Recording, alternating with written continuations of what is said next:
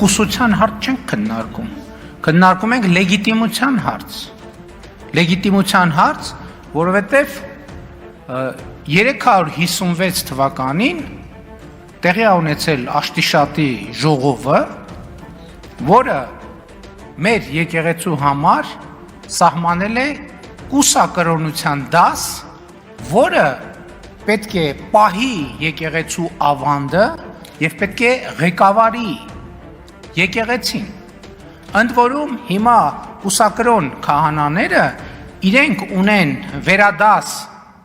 աստիճան ամուսնացյալ քահանաների նկատմամբ։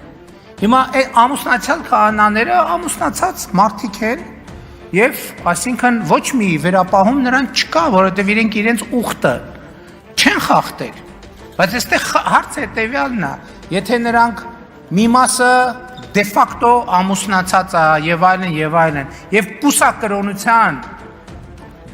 բերումով ղեկավարում է ամուսնացյալ քահանաներին, բա ինչի է ղեկավարում։ Ընդհակառակը ամուսնացյալ քահանաները այս համատեքստում և հոգևոր և բարոյական առումով շատ ավելի բարձր են, որովհետև նրանք իրենց հոգևոր ուխտը չեն խախտել, քան նրանք, ովքեր իրենց հոգևոր ուխտը խախտել են։ Հավանիր տեսանյութը և բաժանորդագրվիր նորությունները բաց չթողնելու համար։